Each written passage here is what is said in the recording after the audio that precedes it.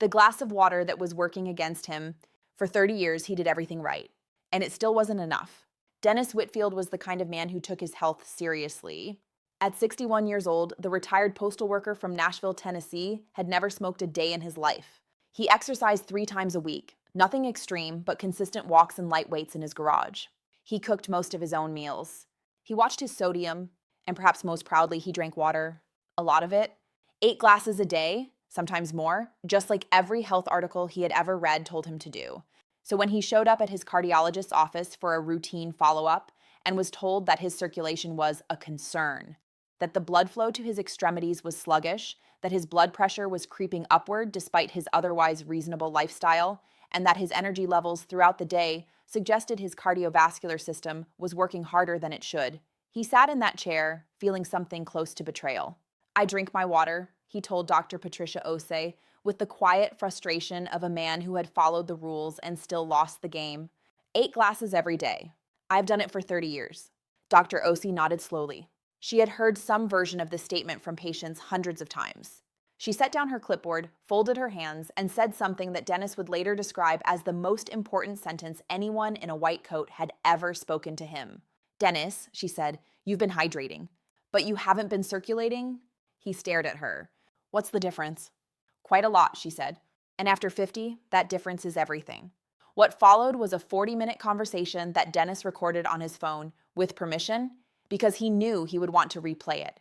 What Dr. Osei explained in that office was not complicated, but it contradicted decades of oversimplified public health messaging. It was the kind of information that once you hear it, reorganizes everything you thought you understood about water, blood, and the aging body. This is that conversation.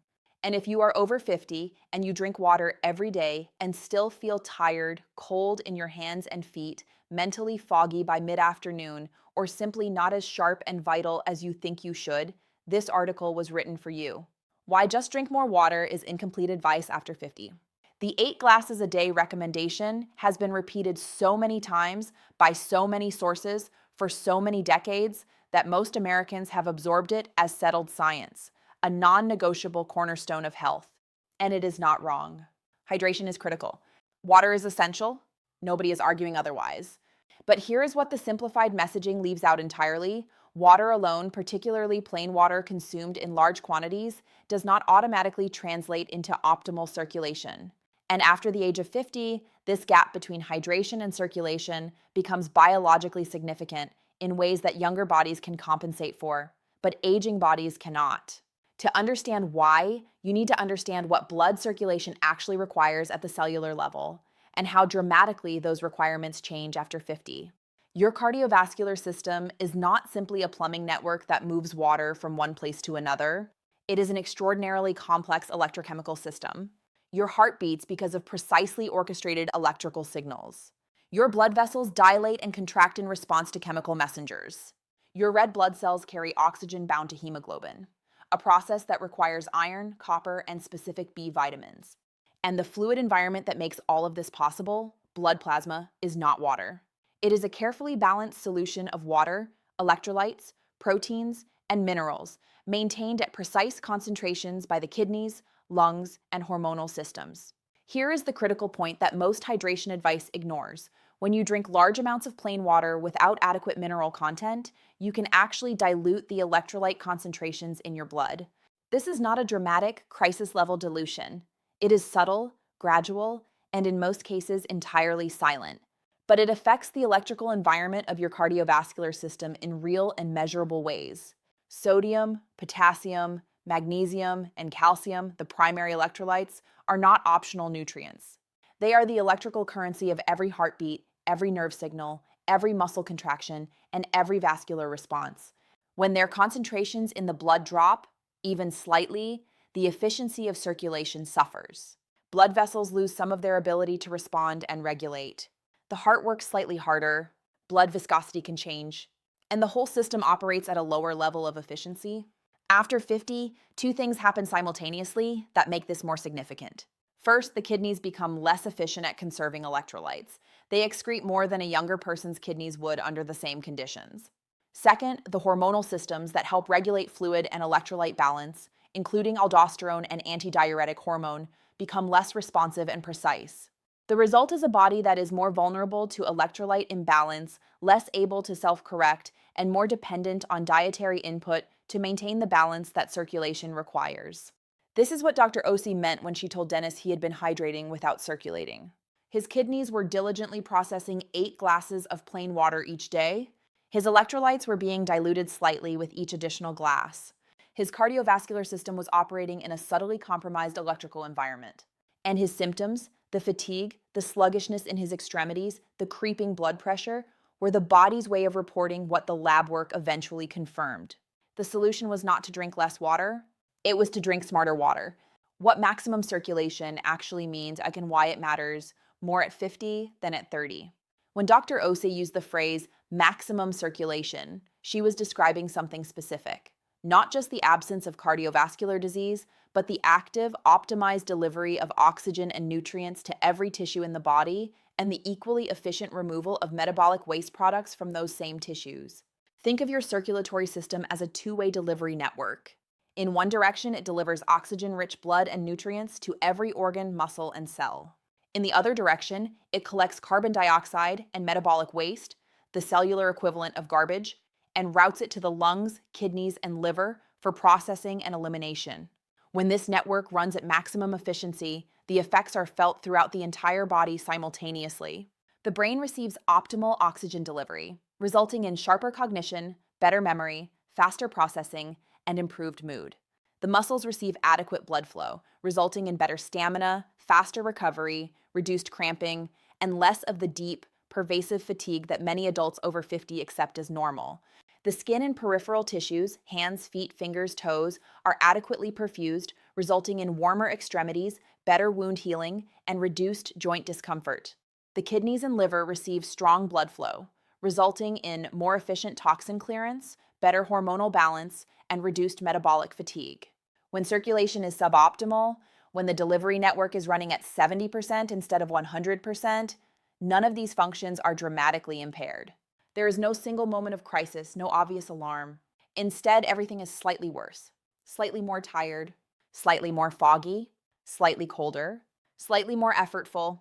And because the decline is gradual and universal, most people attribute the entire experience to aging rather than to a correctable physiological deficit.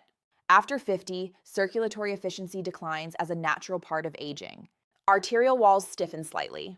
Blood viscosity can increase. Cardiac output decreases. Peripheral vascular resistance rises. These are real biological changes, but they exist on a spectrum, and where you sit on that spectrum is profoundly influenced by your daily choices, particularly by what you drink and what you add to it.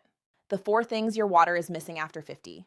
Dr. Osi's practical recommendation to Dennis was organized around 4 specific additions to his daily water intake, not supplements, not expensive products. 4 evidence-backed, accessible, food-based interventions that transform plain water into something the aging cardiovascular system can actually use for maximum circulatory benefit.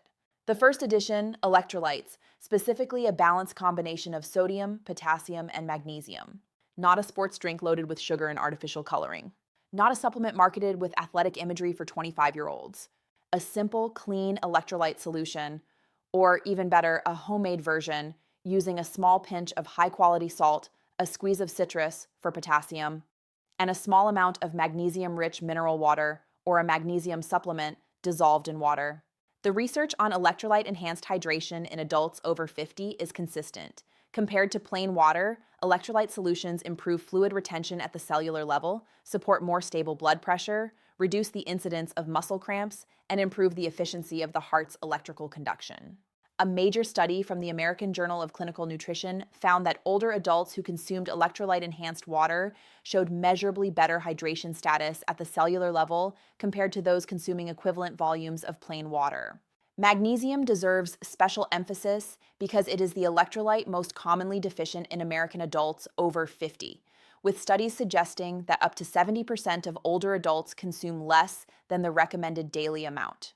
Magnesium is directly responsible for the relaxation of arterial smooth muscle, meaning it is one of the primary physiological signals that tells blood vessels to widen, reducing resistance and improving flow. Low magnesium is associated with arterial stiffness, elevated blood pressure, impaired glucose metabolism, and increased cardiovascular risk. Supplementing through magnesium-rich mineral water or a small daily dose of magnesium glycinate or magnesium citrate dissolved in water addresses this specific deficit with direct circulatory benefit. The second addition, lemon or lime juice, specifically the fresh squeezed kind. This is not a wellness trend. There is real straightforward physiology behind it. Fresh citrus juice contains two things that directly benefit circulation in adults over 50: vitamin C and flavonoids, particularly a compound called hesperidin found in lemons and limes.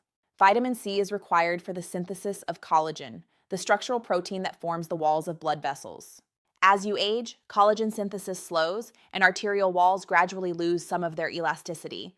Adequate vitamin C intake supports the ongoing repair and maintenance of vascular collagen, helping arteries remain flexible and responsive rather than stiff and resistant. Hesperidin, the flavonoid specific to citrus, has been shown in multiple clinical trials to directly improve endothelial function, the ability of the cells lining blood vessel walls to release nitric oxide, the molecule responsible for vascular relaxation and dilation. A 2022 meta-analysis published in the European Journal of Nutrition found that hesperidin supplementation significantly improved measures of endothelial function in adults with cardiovascular risk factors. And the most bioavailable form of hesperidin is not a supplement capsule, it is fresh citrus juice, consumed with the pulp intact. The practical application is almost insultingly simple. Squeeze half a lemon or lime into your first glass of water each morning. This single habit delivers vitamin C, hesperidin, potassium, and additional hydration benefit in approximately 15 seconds of effort. The third addition, a small amount of apple cider vinegar, now specifically raw, unfiltered, with the mother. Apple cider vinegar has been a wellness topic long enough that it has accumulated both legitimate research support and enormous amounts of exaggerated marketing claims. Setting aside the hype, here is what the actual science supports for adults over 50 concerned with circulation. The acetic acid in raw apple cider vinegar has been shown in well-designed clinical trials to improve insulin sensitivity and reduce post-meal blood glucose spikes. This matters for circulation because blood glucose elevation, even the modest subdiabetic elevations increasingly common in adults over 50, directly impairs endothelial function. High blood sugar triggers the production of advanced glycation end products, AGEs, compounds that stiffen arterial walls and reduce vascular responsiveness. By blunting post-meal glucose spikes, apple cider vinegar helps protect the vascular endothelium from this glycation damage. Additionally, some research suggests that the polyphenols in raw apple cider vinegar, particularly in products containing the mother, which is a colony of beneficial bacteria and enzymes, support healthy blood pressure by mechanisms that include ACE inhibitory activity, similar in principle to a class of blood pressure medications called ACE inhibitors. The practical use is straightforward. 1 to 2 teaspoons of raw apple cider vinegar in a glass of water, once daily, most conveniently at a meal. It should not be consumed undiluted, as the acidity can damage tooth enamel and esophageal tissue. Always dilute and drink through a straw if you are concerned about dental exposure. The fourth addition, hibiscus tea, the most underestimated circulatory tool in American kitchens. Hibiscus sabdariffa, the deep red flower used to make hibiscus tea, has a stronger evidence base for blood pressure reduction than almost any other plant compound studied. Multiple randomized controlled trials, including a landmark study published in the Journal of Nutrition, have found that regular hibiscus tea consumption reduces systolic blood pressure by an average of 7 to 10 points, an effect comparable to low-dose antihypertensive medication without the side effects. The mechanism involves anthocyanins, the same class of compounds found in blueberries, which in the case of hibiscus appear to inhibit ACE activity and directly promote nitric oxide production in vascular endothelial cells. The result is measurable arterial relaxation and improved peripheral blood flow. Hibiscus tea is the easiest of the 4 additions to implement as a daily habit. It requires nothing more than steeping dried hibiscus flowers, widely available in grocery stores and online, in hot water for 5 to 7 minutes. Served hot or cold, with a small amount of honey if desired, it is genuinely pleasant, tart and fruity, similar in flavor profile to cranberry juice.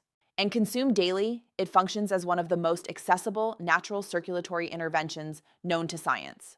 Dennis drove home from Dr. Osie's office with his phone recording still playing on the passenger seat. He pulled into his driveway, sat for a moment, and then said something out loud to nobody in particular. 30 years. I've been drinking water for 30 years and nobody told me any of this. He sat there another minute. Then he put the car in reverse and drove to the grocery store. The hidden enemies of circulation, after 50 and what they're doing inside your blood vessels right now. Understanding what to add to your water is only half of the picture. The other half, the half that most health articles skip because it requires telling people things they don't want to hear, is understanding what is working against your circulation every single day, silently, invisibly, in ways that plain water and good intentions cannot overcome.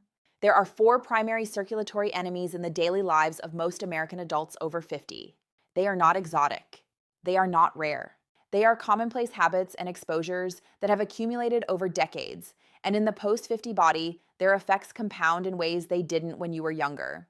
Enemy number 1, chronic low-grade dehydration happening differently than you think. You already know that dehydration is bad for circulation, but the way most people understand dehydration is too simple, a binary between hydrated and dehydrated that misses the far more common and clinically relevant middle state. Chronic mild dehydration, a fluid deficit of just 1 to 2% of body weight, is the baseline condition of a substantial portion of American adults over 50. At this level, there is no dramatic thirst, no dark urine, no obvious physical distress.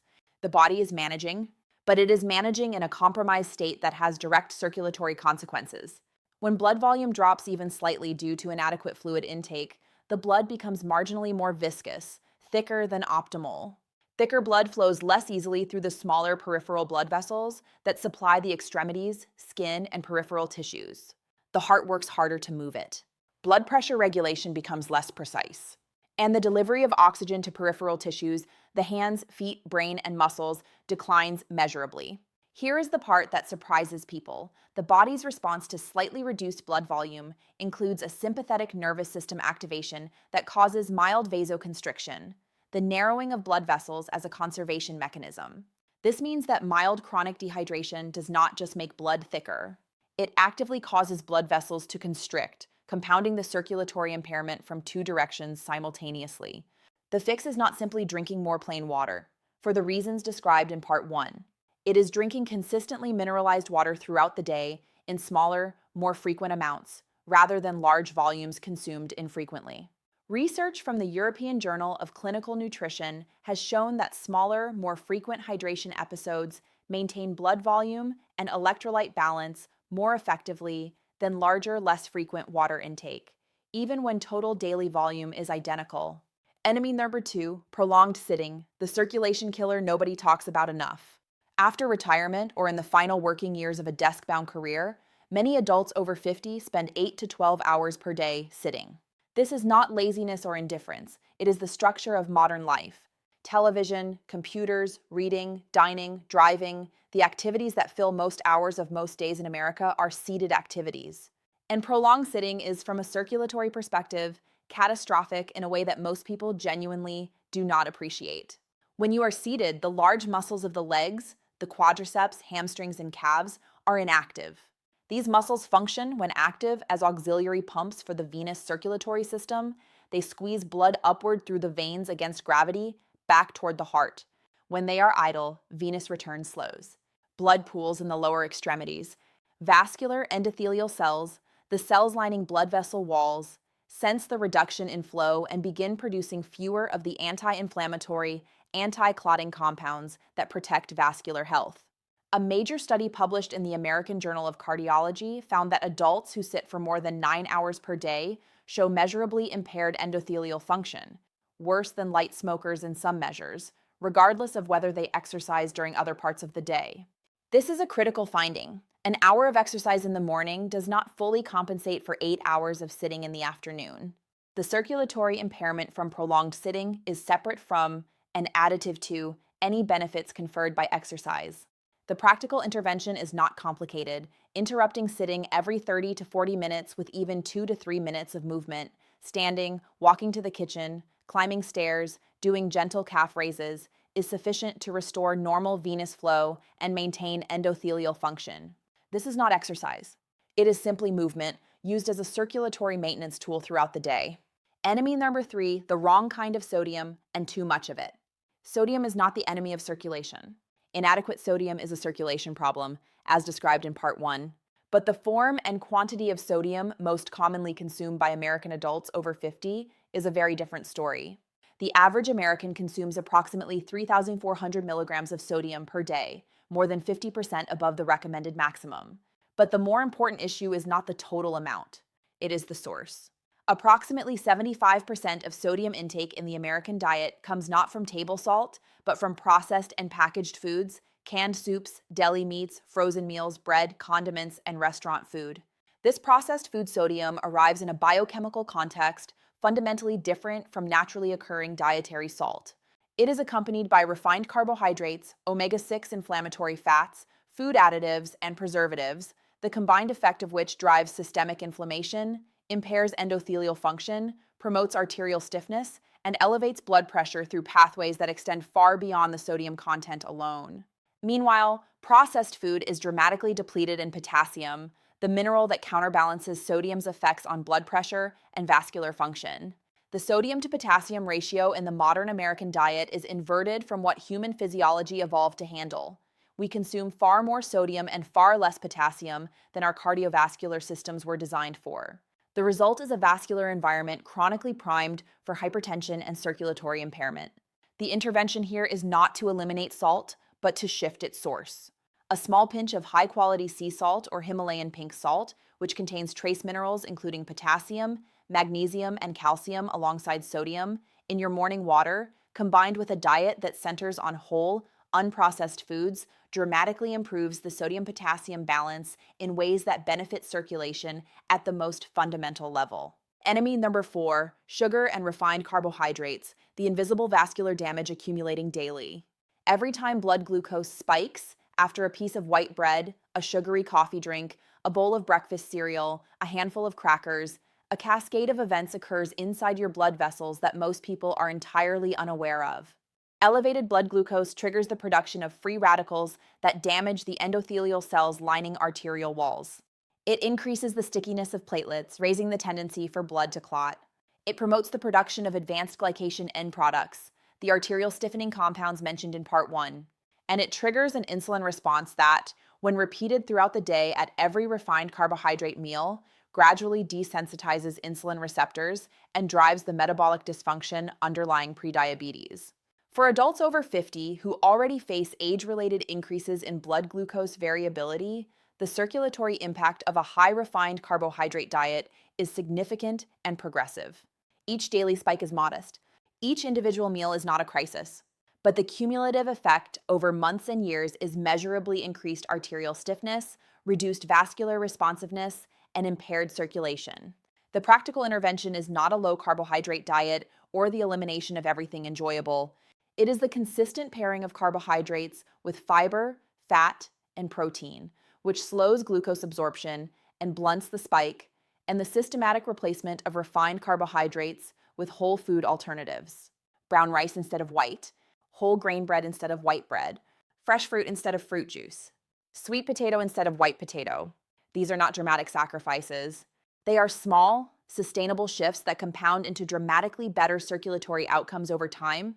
Part 3, the complete daily protocol, how to drink water, what to add, and when to do it for maximum circulation after 50. When Dennis returned from the grocery store, he had purchased 6 things: lemons, raw apple cider vinegar, dried hibiscus flowers, a quality electrolyte powder with no added sugar, magnesium glycinate capsules, and a new 32-ounce water bottle. His total expenditure was under $35. Dr. Osi had been specific about not just what to add to his water, but when and how. Timing, she had explained, matters considerably because the body's circulatory demands and its capacity to absorb and use various nutrients change throughout the day in predictable, manageable ways. What follows is the complete daily protocol she outlined, organized by time of day, with the reasoning behind each component explained so that you understand not just what to do, but why it works. Morning, the circulatory foundation. The first 30 minutes after waking are, from a circulatory standpoint, the highest demand period of the entire day. During sleep, blood pressure naturally drops. On waking, the sympathetic nervous system activates, heart rate increases, and blood pressure rises to meet the demands of an upright, active body. This morning surge in cardiovascular demand, called the circadian blood pressure rise, is the period during which cardiac events like heart attack and stroke are most common. The morning hydration protocol is designed specifically to support the body through this transition safely and efficiently. Immediately on waking, drink 12 to 16 ounces of water with the following additions mixed in: the juice of half a lemon or lime, a small pinch of high-quality sea salt, and, if using an electrolyte powder, half a serving dissolved in the water. This provides immediate rehydration after overnight fluid loss, delivers vitamin C and hesperidin for endothelial support, and establishes the electrolyte balance that healthy morning cardiovascular function requires. With breakfast, take your magnesium supplement, magnesium glycinate or magnesium citrate, 200 to 400 milligrams. Magnesium taken in the morning supports arterial relaxation throughout the day and, for many people, measurably reduces the afternoon blood pressure elevation that is common in adults over 50. Mid-morning, begin your first cup of hibiscus tea, either hot or cold. This is the optimal time for its blood pressure modulating effects, as the hesperidin and anthocyanins are absorbed and active within 60 to 90 minutes of consumption. Midday, maintaining the momentum. By midday, most adults over 50 have been awake for 5 to 6 hours and have likely consumed the majority of their daily food intake. This is the period when blood glucose management becomes most relevant to circulation. The post-meal glucose spikes discussed in Part 2 have their greatest cumulative impact during the middle hours of the day. Before lunch, 1 to 2 teaspoons of raw apple cider vinegar in 4 to 6 ounces of water, consumed 5 to 10 minutes before eating. This timing is important. The acetic acid needs to be present in the digestive system as food arrives to exert its glucose blunting effects. Consuming it after eating significantly reduces its effectiveness. With or after lunch, a full 16-ounce glass of mineralized water, either a quality mineral water brand naturally high in magnesium and calcium, or plain water with a small electrolyte addition. This midday hydration bolus maintains blood volume through the afternoon hours and combats the post-lunch energy dip that is, in part, a circulatory phenomenon. Early afternoon, a brief movement break every 30 to 40 minutes. Set a timer if necessary. Stand, walk to another room, do 10 calf raises at the kitchen counter. This is not exercise. This is circulatory maintenance, preventing the venous pooling and endothelial impairment described in the Enemy NR2 section.